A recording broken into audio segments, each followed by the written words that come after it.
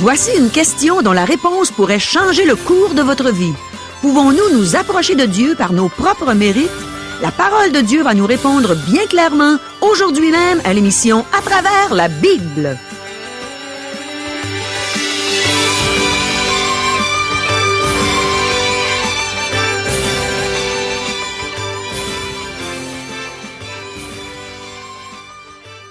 Chers auditeurs, pour en savoir davantage sur le contenu de cette émission, vous pouvez contacter en tout temps Radio Espoir via Internet à www.radioespoir.ca ou par téléphone, sans frais, au 1-877-l'Espoir, 1-877-537-7647.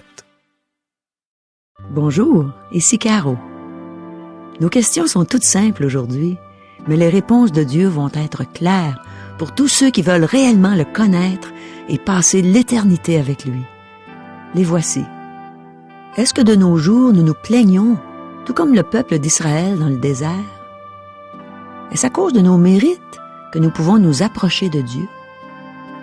Qu'est-ce qu'on doit faire pour être sauvés? Est-ce que ceux qui marchent dans les voies de Dieu ont quelque chose à craindre? Est-ce qu'on est censé être heureux quand on avance par la foi et selon les principes bibliques? Est-ce que la Bible nous montre si oui ou non une personne sert le Seigneur? Demeurez avec nous. On va recevoir un enseignement plein d'amour et de vérité, puisque c'est la parole de Dieu qui va nous donner, par la bouche du pasteur Régent Joly, toutes ces bonnes choses qu'on a besoin d'entendre. Mais premièrement, prions. Seigneur, on a besoin que tu nous instruises. On veut mieux te connaître, mon Dieu. Alors enseigne-nous aujourd'hui. Fais-nous comprendre les choses que tu désires qu'on connaisse pour s'approcher de toi, pour devenir meilleur pour toi. Amen. À toi, Régent. Merci, Caro. Nous avons vu à la dernière émission qu'au chapitre 20, l'errance dans le désert prend fin. Maintenant, au chapitre 21, le peuple va de nouveau se mettre en marche vers la terre promise.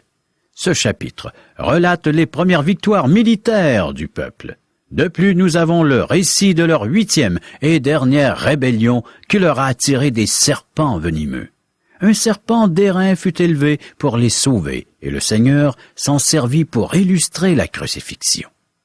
Chers amis, débutons notre lecture du livre des Nombres, chapitre 21, versets 1 à 4. Le roi d'Arad, cananéen, qui habitait le Midi, apprit qu'Israël venait par le chemin d'Atarim. Il combattit Israël et emmena des prisonniers. Alors, Israël fit un vœu à l'Éternel et dit, « Si tu livres ce peuple entre mes mains, je dévouerai ces villes par interdit. » L'Éternel entendit la voix d'Israël et livra les Cananéens. On les dévoua par interdit, eux et leurs villes, et l'on nomma ce lieu Horma. Ils partirent de la montagne de Hor par le chemin de la mer Rouge pour contourner le pays d'Édom. Le peuple s'impatienta en route. Nous avons sous les yeux la première victoire que remporte Israël depuis son affrontement avec Amalek peu de temps après son départ d'Égypte. Dieu leur a clairement accordé cette victoire. Maintenant, le peuple doit passer par la montagne de Hor et par la mer Rouge. Puisqu'Israël ne peut traverser le territoire d'Édom, le peuple contourne celui-ci. La route est difficile et il se décourage. De nouveau, il se plaint et murmure contre Dieu et Moïse. Malheureusement, beaucoup d'entre nous avons cette même attitude aujourd'hui.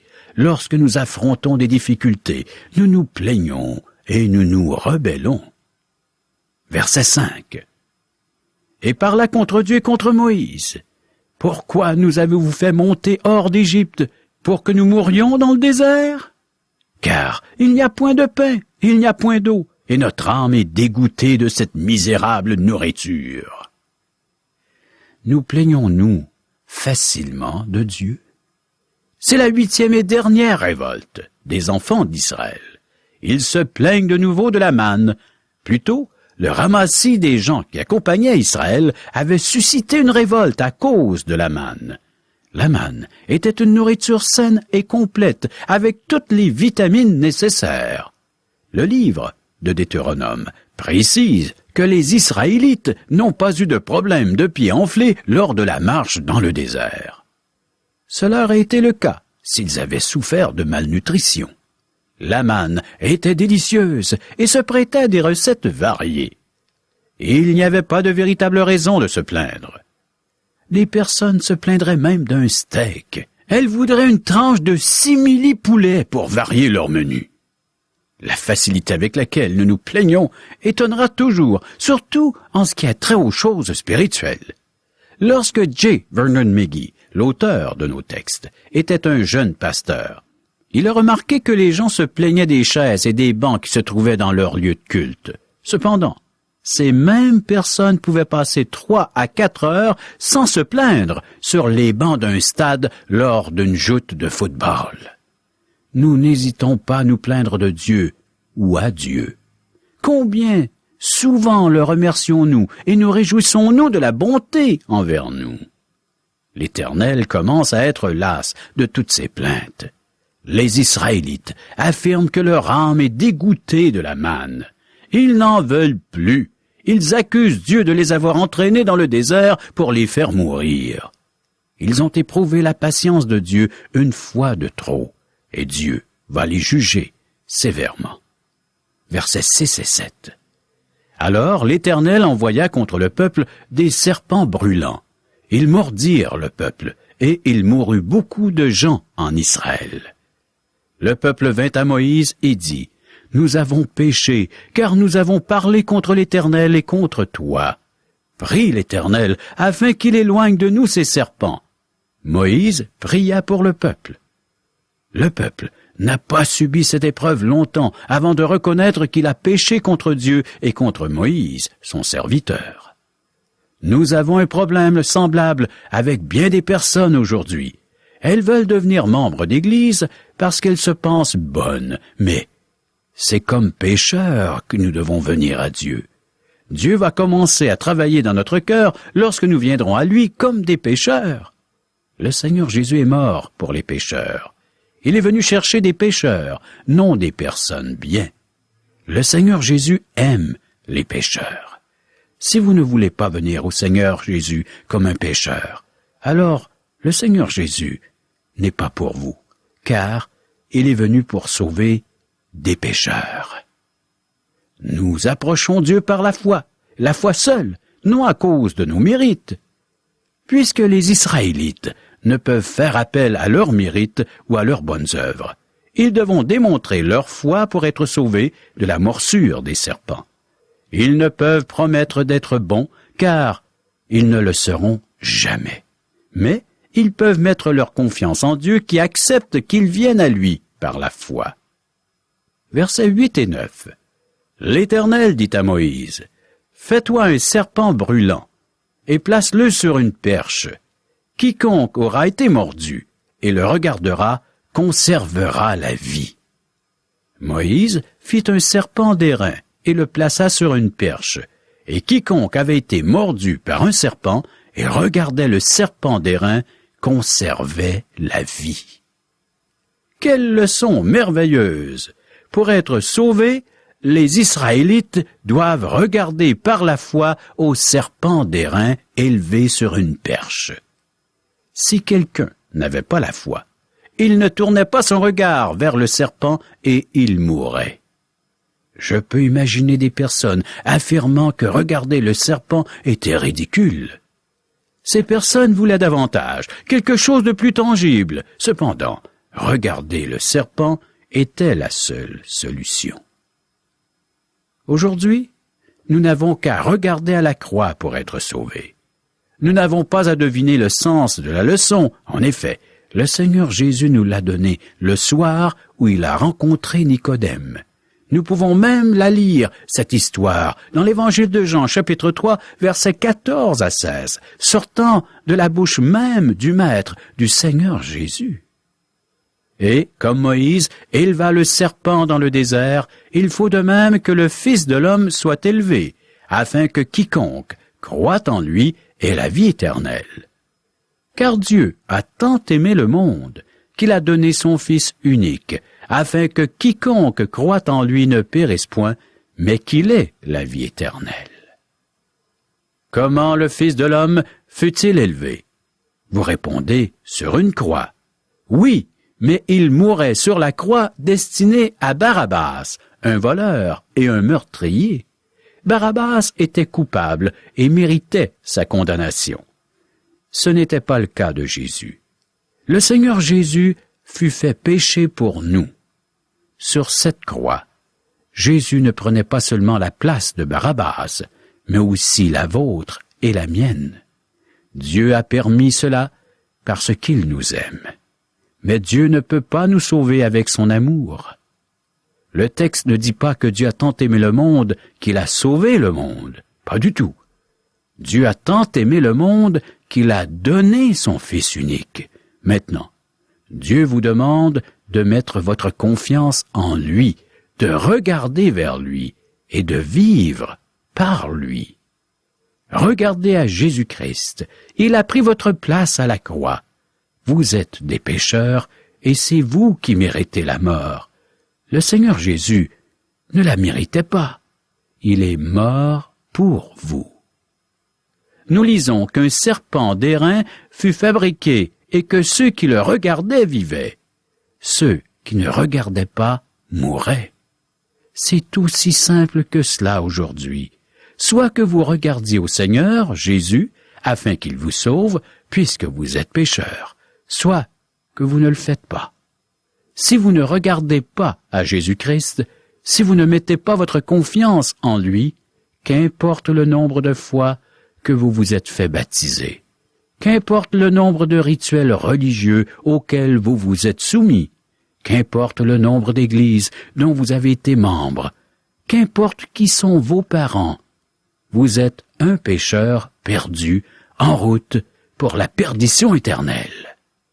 Vous devez vous virer vers le Seigneur Jésus, vous détourner de votre péché et regarder vers Jésus seul, l'unique solution à votre péché.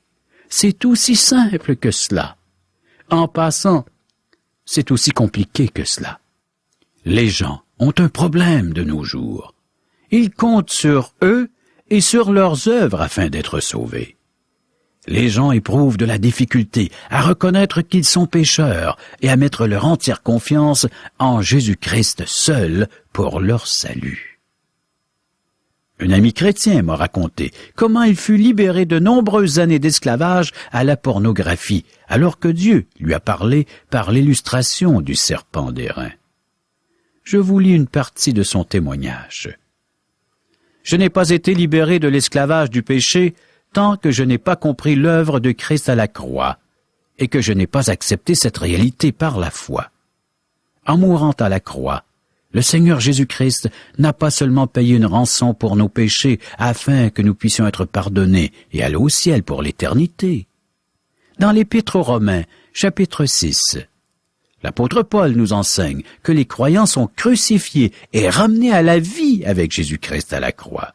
En effet, le Seigneur Jésus est aussi venu pour régler la question du péché dans notre cœur. Lorsque nous cultivons notre relation intime avec le Seigneur par l'étude de la parole et la prière, lorsque nous approchons Dieu avec un cœur contrit et les mains vides, celui-ci fait un travail de restauration dans notre cœur. C'est ce que nous enseigne le psaume 19. La parole de Dieu restaure notre âme. Un jour que je priais, après avoir tombé encore une fois dans mon péché, le Seigneur a entendu mon cri de désespoir et il m'a touché au moyen d'une étude du serpent d'airain. J'ai compris que pour être libre du péché, je n'avais qu'à regarder au Seigneur Jésus par la foi.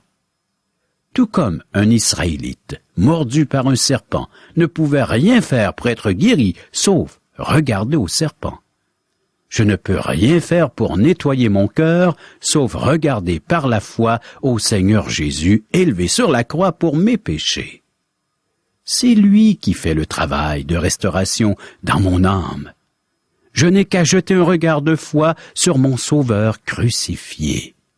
Lorsqu'il est mort à ma place à la croix, je suis mort au péché avec lui, et je fus ramené à la vie avec lui. Je n'ai qu'à confesser mon péché, reconnaître mon impuissance à changer mon cœur et regarder à lui par la foi.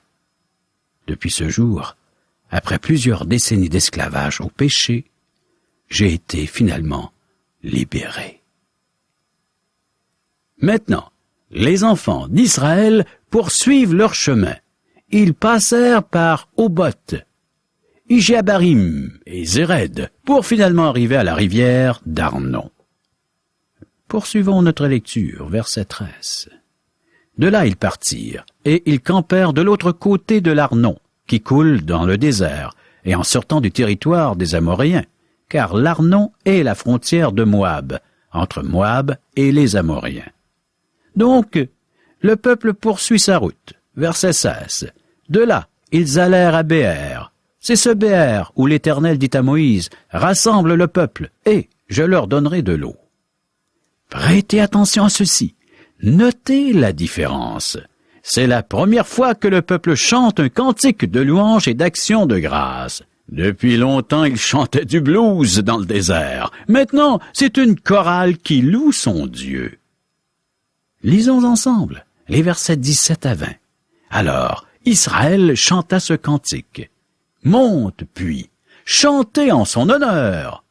Puis, que des princes ont creusé, que les grands du peuple ont creusé, avec le sceptre, avec leurs bâtons. Du désert, ils allèrent à Matana, de Matana à Nahaliel, de Nahaliel à Bamoth, de Bamoth à la vallée qui est dans le territoire de Moab, au sommet de Pisga, en regard du désert. Le peuple remerciait Dieu qui leur avait donné de l'eau. Les princes ont creusé des puits avec la collaboration des nobles. Versets 21 à 23. Israël envoya des messagers à Sion, roi des Amoréens, pour lui dire « Laisse-moi passer par ton pays. Nous n'entrerons ni dans les champs, ni dans les vignes, et nous ne boirons pas l'eau des puits. Nous suivrons la route royale jusqu'à ce que nous ayons franchi ton territoire. » Sion n'accorda point à Israël le passage sur son territoire. Il rassembla tout son peuple et sortit à la rencontre d'Israël dans le désert. Il vint à Jahatz et combattit Israël. Israël demande maintenant à Sion, roi des Amoréens, la permission de traverser son territoire. Sion refuse et rassemble une armée pour combattre Israël. Verset 24. Israël le frappa du tranchant de l'épée et s'empara de son pays depuis l'Arnon jusqu'à Jabbok, jusqu'à la frontière des enfants d'Ammon, car la frontière des enfants d'Ammon était fortifiée. Dieu accorda à Israël, son peuple, la victoire sur Sion. Versets 33 à 35. Ils changèrent ensuite de direction et montèrent par le chemin de Bassan. Og, roi de Bassan, sortit à leur rencontre avec tout son peuple pour les combattre à Édréi. L'Éternel dit à Moïse, « Ne le crains point, car je le livre entre tes mains, lui et tout son peuple et son pays. Tu le traiteras comme tu as traité Sion, roi des Amoréens, qui habitait à Hesbon. » Et ils le bâtirent, lui, ses fils, et tout son peuple, sans en laisser échapper un seul, et ils s'emparèrent de son pays. Le Seigneur a dit à Moïse de ne pas craindre Og, le roi de Bassan. Israël le fit périr, ainsi que ses fils et son peuple, et s'emparèrent du territoire. Ceux qui marchent dans les voies de Dieu n'ont rien à craindre. Dieu marche avec eux. Il ouvre les portes et il combat avec les siens. Quelle assurance! Un peuple en marche pour Dieu est un peuple heureux. Israël est en marche maintenant, et ce peuple chante. Oui, la nation chante les louanges de son Dieu, et il va à la conquête, et il leur accorde la victoire. Dieu les aidera aussi à affronter Moab. Alors, ils se prépareront à entrer dans la terre promise. Qu'en est-il de votre marche chrétienne, mes amis? Est-ce une marche victorieuse en communion avec Dieu ou des années d'errance dans le désert? Êtes-vous disposé à marcher humblement dans la foi selon les principes bibliques? C'est alors que Dieu vous bénira. Que ce livre de la loi ne s'éloigne point de ta bouche. Médite-le jour et nuit pour agir fidèlement selon tout ce qui est écrit, car c'est alors que tu auras du succès dans tes entreprises. C'est alors que tu réussiras.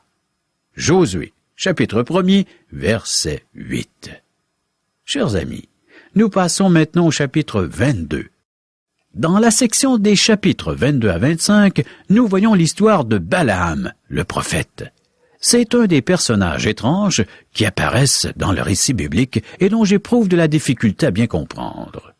J'aimerais en savoir davantage afin de bien le juger. Ce personnage de Balaam. La Bible nous présente des milliers de personnages et habituellement nous en trace le portrait en quelques traits. Nous pouvons immédiatement apprécier leur caractère. Laissez-moi vous poser cette question. Est-il évident que vous servez Dieu? Vous savez qu'il y a exception. Plusieurs marchent dans l'ombre. Il est difficile de déterminer leur véritable nature, car nous avons d'eux une image déformée. C'est le cas de plusieurs personnages dans la Bible, entre autres Caïn, Ésaü, Samson, Saül, Absalom et Balaam, ce dernier que nous allons étudier. Nous allons y faire la rencontre dans ce chapitre.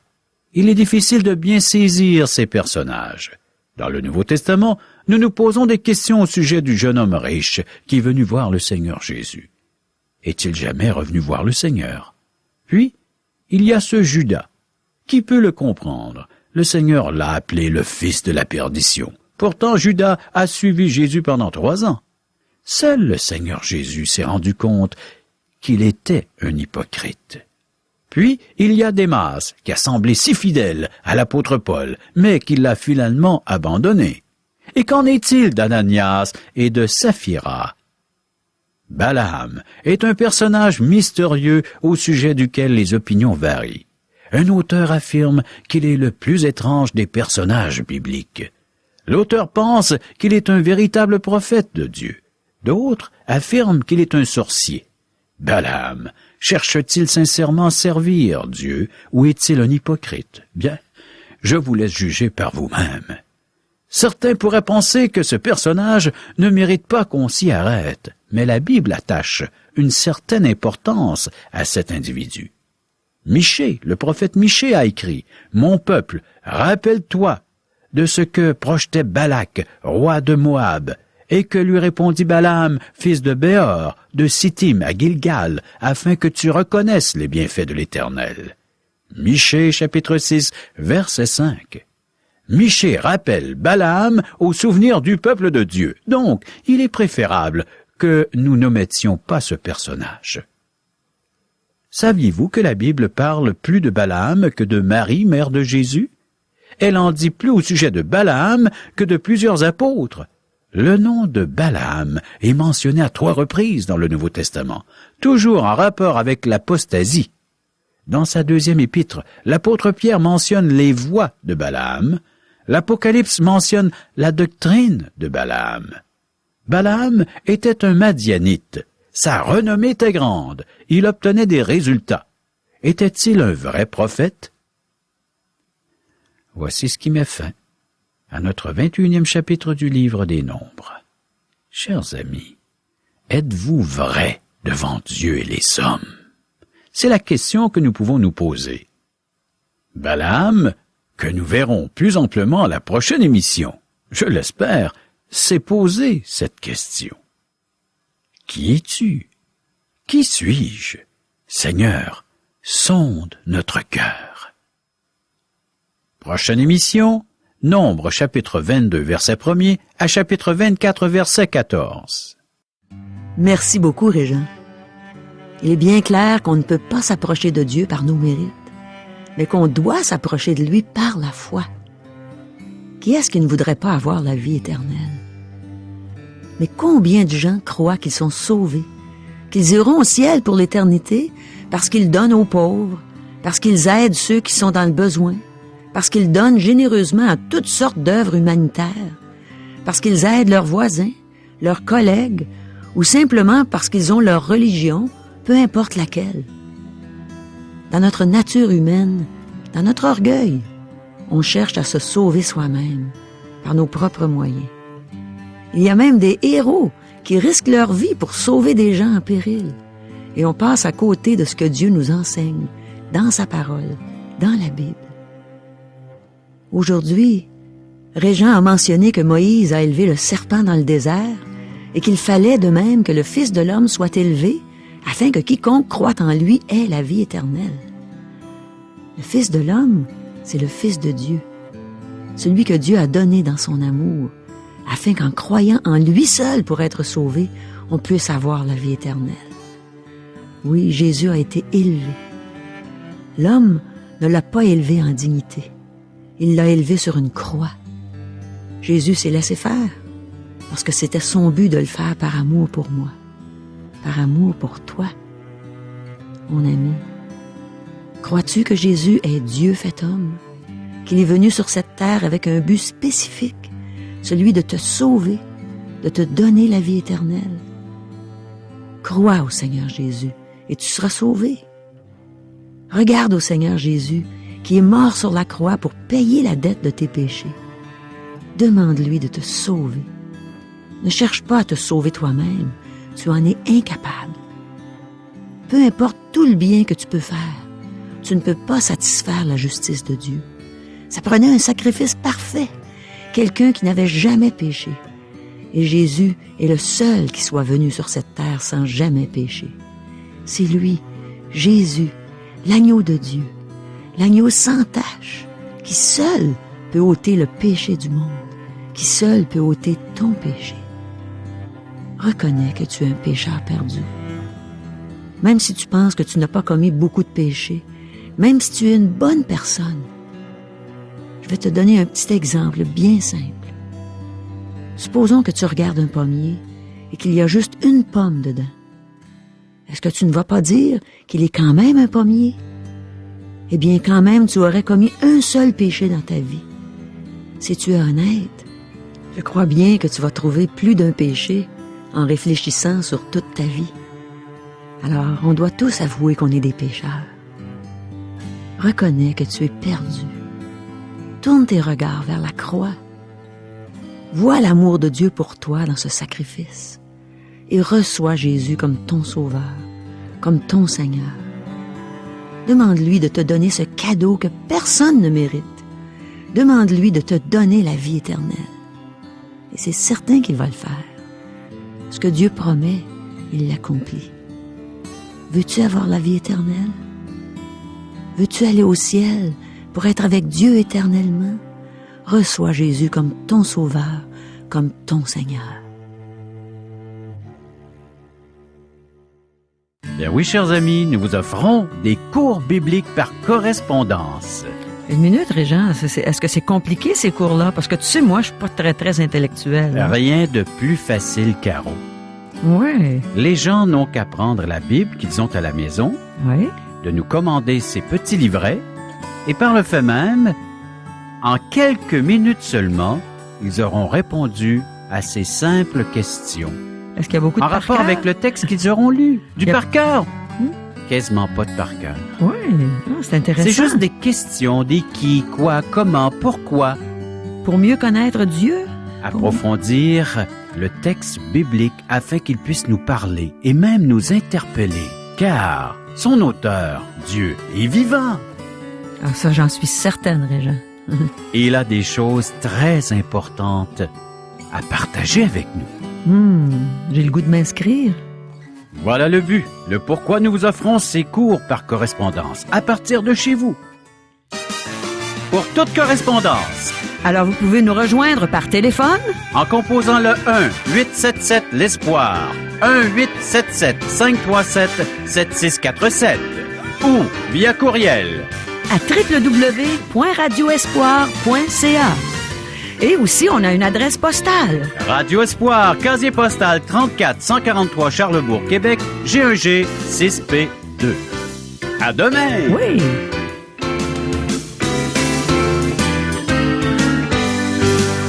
Cette émission vous a été présentée par Radio Espoir.